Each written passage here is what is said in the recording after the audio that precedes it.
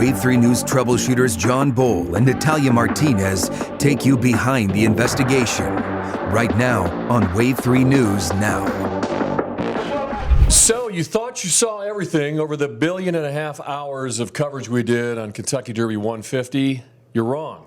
There's more to the story. Along with Natalia Martinez, I'm John Boel. We're going to take you, we normally take you behind the investigation. Now we're going to take you behind the red carpet. Yeah, this one's a little different for us. I was on a perch, several perches, never even got near the red carpet this year, so I can't wait to see some of this stuff myself. It is part of the fun, right? Yes. Aside from everything else and the racing and all of the other things that are typically Derby, it does welcome some really big celebrities. Now, whether they walk the red carpet or whether they decide to talk to media while they're there, that's a different story. What percentage stops and talks and does interviews? Well, it depends what kind of celebrity they are, to be honest. So let me tell you some of the names that were there that we didn't get to see because the way that the red carpet works is it's, the celebrities can either walk the red carpet or they can just go behind the red carpet and go straight into their suite, right? So what ends up happening sometimes is that they have to wait for the red carpet to kind of clear out, right? And they don't want to wait. They don't want to wait. No, I wouldn't wait. There's no way. So there were a lot of celebrities that were there that decided not to wait, like Eric Church. Okay. He came to the Derby. Luke Bryan was also there. Of course, he was at Paristown performing. The most highly likely one to not want to put up with that stuff is Aaron Rodgers, but he stopped, right? Aaron Rodgers never stops. I saw him posing for photos and the whole bit with his crew. Yeah, but he doesn't do any interviews. No, right. He stopped to pose for pictures at least. Oh, well, I mean... He didn't, take off. Yeah, I mean, everybody can, take a picture, but... Okay. Yeah, I've done Barnstable Brown now, which is the party right before on Derby Eve, and he always comes to that party, and he only once have I interviewed him. He just comes and takes pictures. How did that go? He was very nice. I mean, during the interview, he was personable, but he never really does any interviews for media. So, but some of the celebrities, though, so Eric Church was there, Luke Bryan was there, Conan O'Brien was there. So we've got Jimmy Fallon that showed up, right, because he had this whole big thing with NBC. And then we had Conan O'Brien, and they weren't far from each other up in the suites. And so there's fun stories like that we typically don't get to see. There was a lot of football players as well that never walked the red carpet, and we hoped to see. But one thing, Churchill, when we get there, they hand us a list of celebrities that are expected to come. You know who was on that list? Who? Kevin Costner. Really? Yes. And so I was pretty stoked, Kevin Costner, but I don't know if he ever came to the actual Derby or not. Miranda Lambert was also supposed to come. I never heard the word Kevin Costner uttered. Yeah, no, but they were on the list.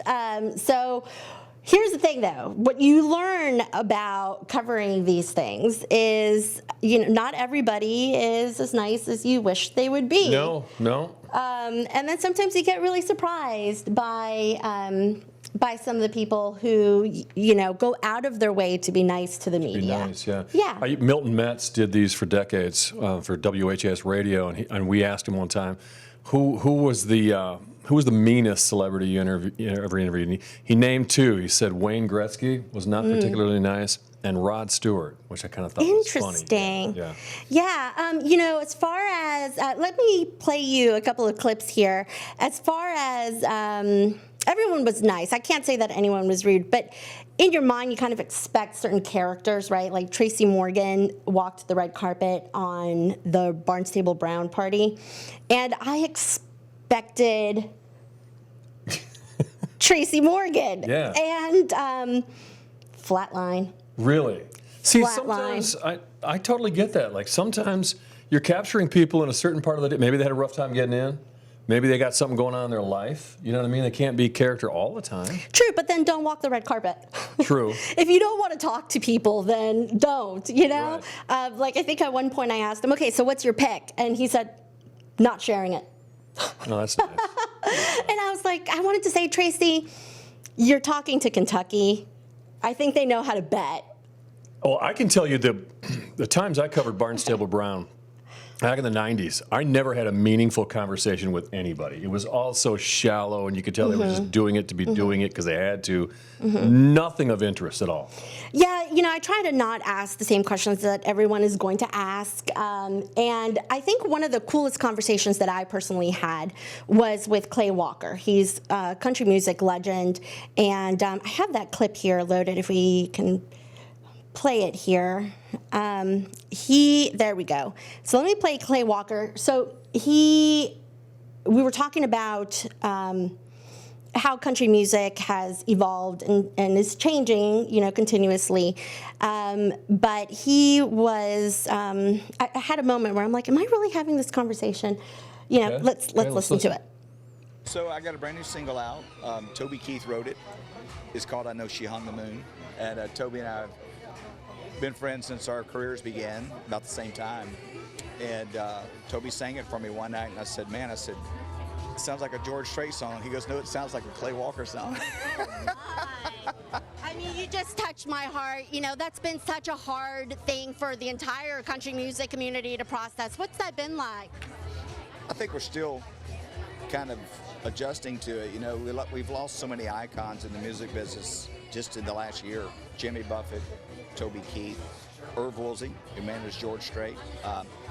It's just been really an unusual year, to lose that many icons. I always look at new singers, if there's any advice I could give them is, don't do it unless you love it, because, I've never gotten on stage and gone, man, I wish I wouldn't have been here tonight. It's a privilege and an honor and a blessing to be able to do what we do. Luke Bryan's about 20 minutes away. Did he go to the wrong party? Luke Bryan? Yeah. Is he coming here tonight?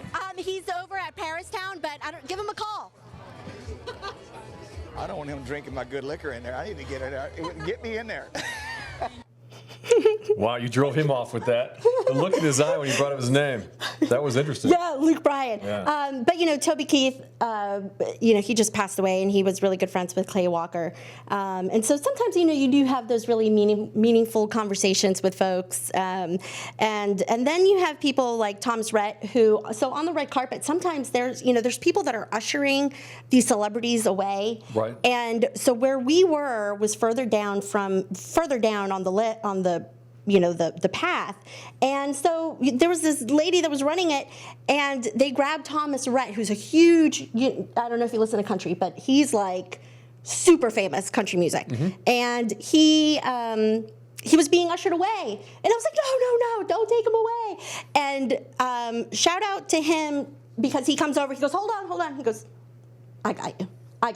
Good. So sounds like the White House, the way they treat presidents with rushing them away from the. Oh, and they were clearing the red carpet at different points in time. And so here, let me play you what Thomas Rhett's clip. Yeah. Anything in particular you're looking forward to? I don't really know what I'm doing with the betting and all the stuff, but we came yesterday for the Oaks, and it was my first time really getting to see a horse race in general, and so especially to be at the 150th anniversary, this is a pretty special moment for us. And yeah, I'm kind of letting Lauren do all of the picking because I don't know much about it, but we're having a blast. You're a smart man. That's right. Well, you have plenty of friends here. Luke Bryan is here. Eric Church is also here. Yeah. I was supposed to go see Luke play last night, but we ended up not making it. But it is cool to kind of be on the carpet and see a bunch of familiar faces, and I've gotten to meet some really cool people, so we're having a blast. Awesome. Well, welcome to the Kentucky Derby. Thank you so much. Have fun. Thank you. So at least he was honest. Last year, I remember every time we went to sound bites with different celebrities, they knew nothing about the horses. He was at least obvious. Right, and I told him, you're a smart man, because he said, I'm letting my wife do it. Yeah. Yeah, but he was so classy, and he didn't have to do that, So that's an example of one of those celebrities who went out of his way to be nice to the media. You can tell a lot about people in those few moments, like what kind of people they are. Oh, you absolutely can. Yeah. Speaking of, I'm going to play you a clip from Kid Rock, because he was at Barnstable Brown. He's come very often, and so we were live on air when Kid Rock is approaching the red carpet, and so I'm yelling to him. I'm like, "We're live," and he said, "Live on what?" And I said, "Live on TV on Wave," and he said, "Oh, live on TV." So he just kind of does his little Kid Rock thing and comes over, and he was a trip. So listen to him. So I see your outfit here. Tell us a little bit about it. What's the inspiration behind it? took 2 beers to put it on. You know, that is the most Kid Rock answer ever. I'm pretty good at being Kid Rock. Authentic. Authentic is how many had a big hat. I was going to ask you how many of the celebrities appear to have had a few before they got to the track. Yes. I mean, that happens. Yes. And by the time they get to the track, the red carpet doesn't start until 12, but the real celebrities don't come until about like 1:30. So by that point, you know, it's past noon. It's 12 o'clock somewhere. That's They're right. ready to. Right. So Kid Rock in character. That's perfect. Yeah, he was exactly as expected. Good. And then another one who was actually very, very nice was Lee Brice. He's also a big country music singer, and his wife was lovely. He's another one who showed, he's a Southern guy. His wife's from Ohio. He's been to the Derby before. But he was another one that went out of his way to have a conversation. Look at the country western stars coming in. Well, it's the Derby. Kentucky Derby. That's good. Yeah. They enjoy it, and like Lee Brice said, you know, it's nice to see that Southern hospitality in full action. You haven't played any supermodels yet. I heard about this, John Boel. You heard about my reaction when a live shot came in at the SI party and their supermodel. Yes. Where is that supermodel? What was her name? I don't know. I didn't see. I saw Miss America on the red carpet, but I didn't. Yes, I would say the newsroom was captured the second the SI supermodel was on our feed. The newsroom or the anchor? The newsroom.